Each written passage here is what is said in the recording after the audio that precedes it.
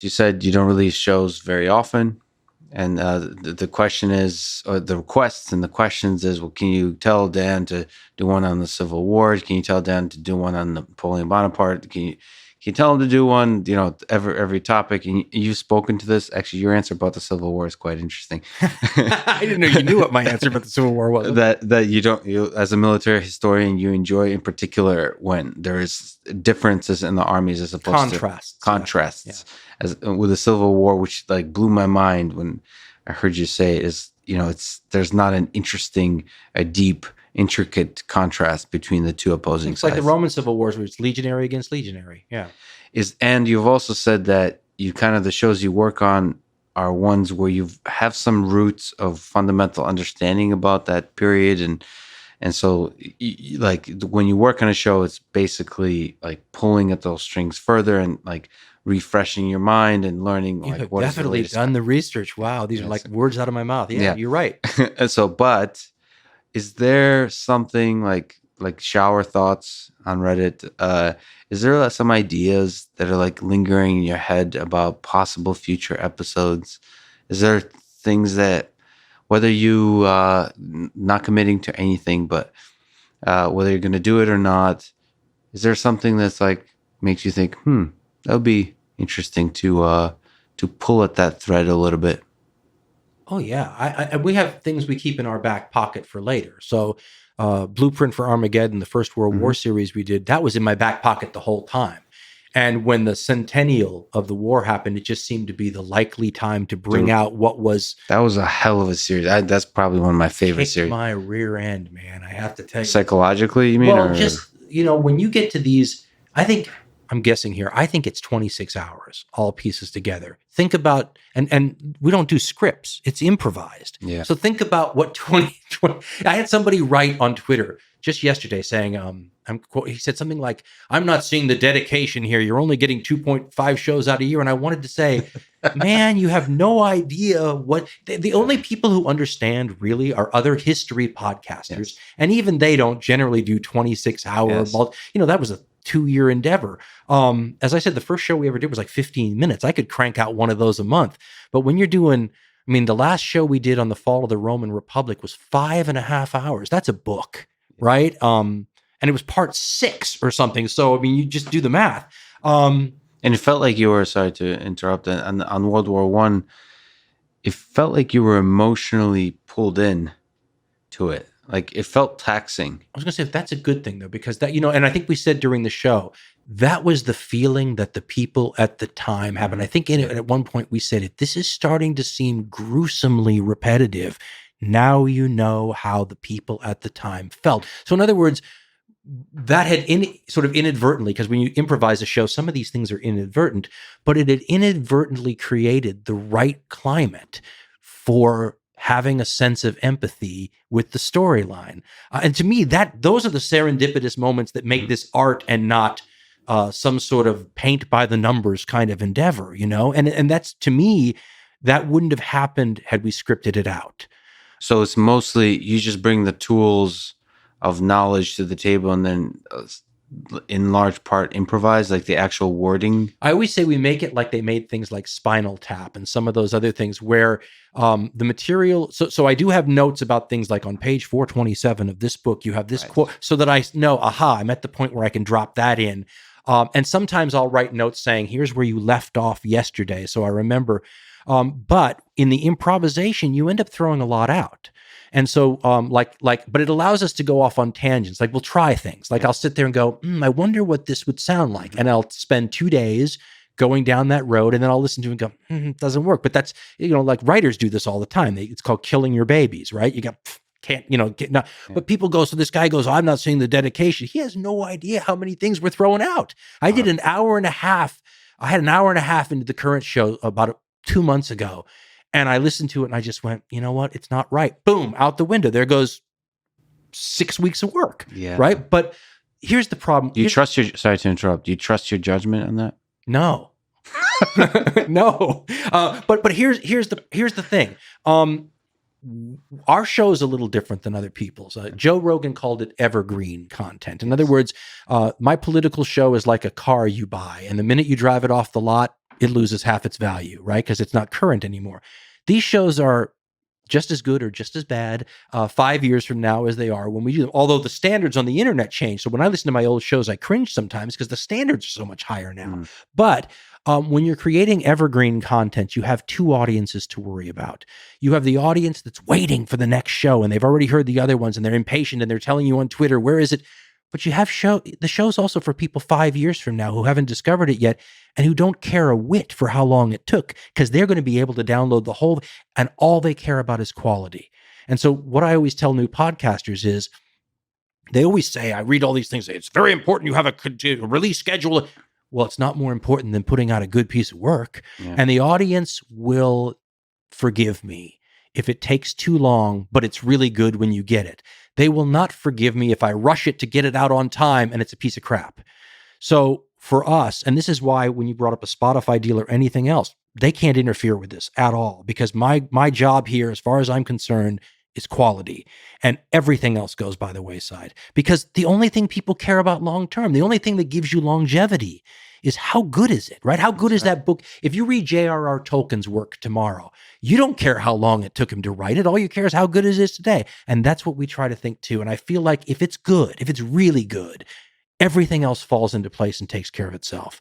And although sometimes to push back, sorry to interrupt, I've done it to you 1,000 times, so you get me back, please. Sometimes the deadline, some of the greatest like movies and books have been, you think about like Dostoevsky, I forget which one, Notes from Underground or something. He needed the money, so he had to write it real quick. Sometimes the deadline is powerful at taking a creative mind of an artist and just like slapping it around to force some of the good stuff out. Now, the problem with history, of course, is there's different definitions of good. That like, it's not just about what you talk about, which is the storytelling, the richness of the storytelling. And I'm sure you're, again, not to compliment you too much, but you're one of the great storytellers of our time. That I'm sure if you put in a jail cell and forced at a like somebody point a gun at you, you could tell one hell of a good story. But you still need the facts of history, or not necessarily the facts, but like making sure you painting the right full picture, not perfectly right. That's what I meant about the audience doesn't understand about a history podcast. Yeah. You can't just riff and be wrong. So let me both oppose what you just said and back up what you just said. Excellent. So I have a book that I wrote, right? And in a book you have a hard deadline, yes, right? So HarperCollins had a hard deadline on that book.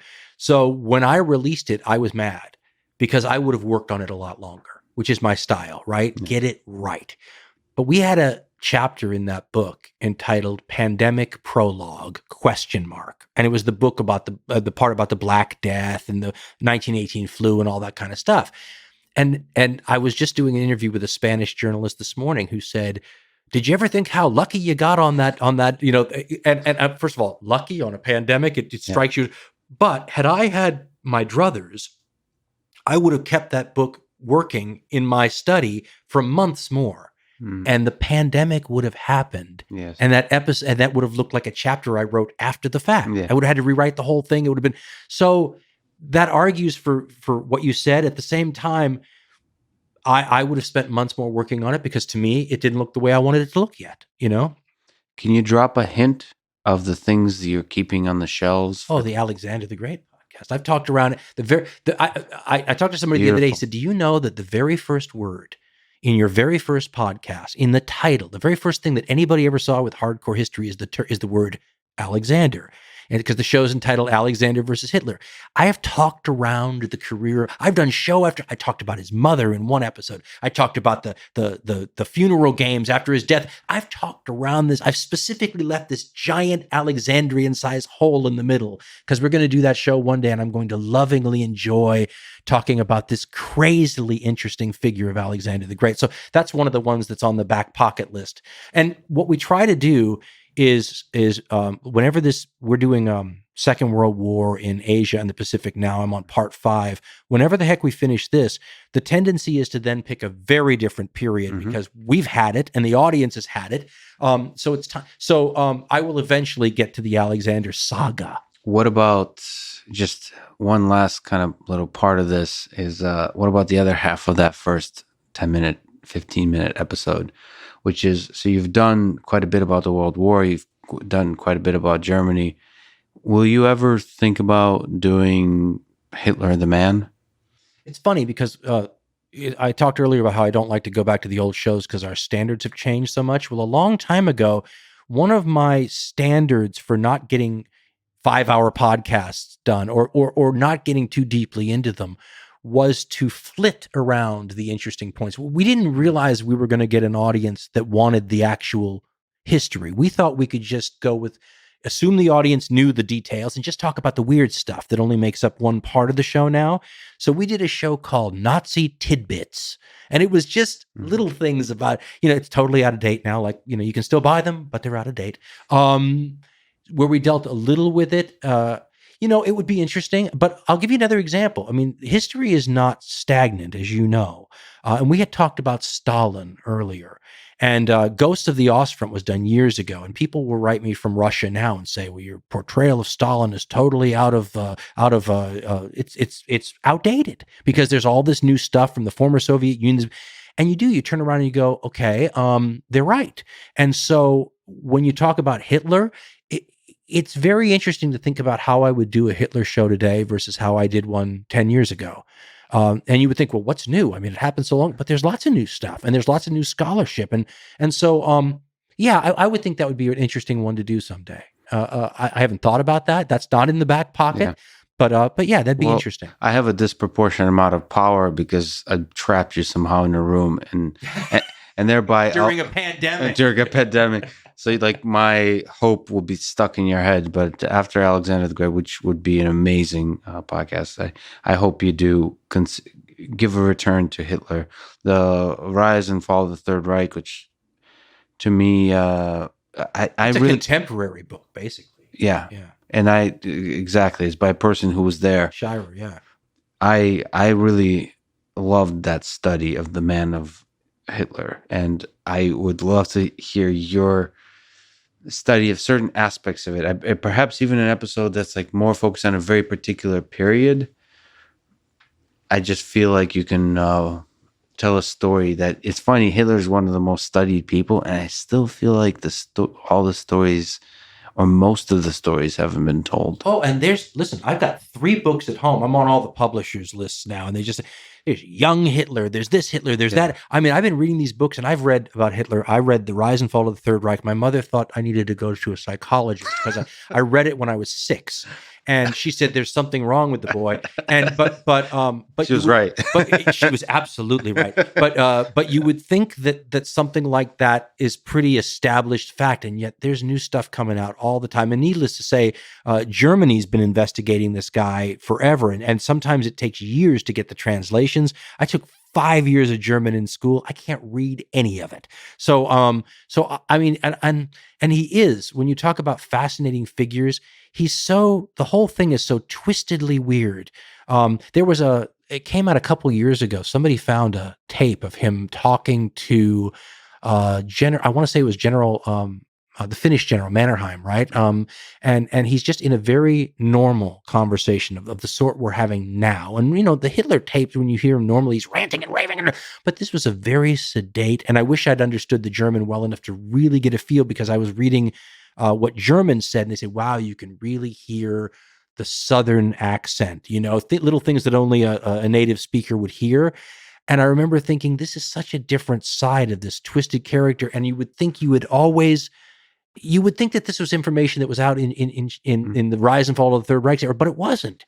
And so this is goes along with that stuff about new stuff coming out all the time. Alexander, new stuff coming out all the time. Really? Well, at least interpretations rather than factual data. And those those give depth to your understanding. Yes, you want that because the historiography, people love that. And that was a byproduct of my lack of credentials, where we thought we're going to bring in the historians. We call them audio footnotes, right? A way for me to say, listen, I'm not a historian, but I'll quote this guy who is, so you can trust him. But then we would quote other people who had different views, and people didn't realize that if they're not history majors, that historians don't always agree on this stuff, and that they have disagreements, and they loved that. So I love the fact that there's more stuff out there, because it allows us to then bring in other points of view and sort of maybe three-dimensionalize or flesh out the story a little bit more.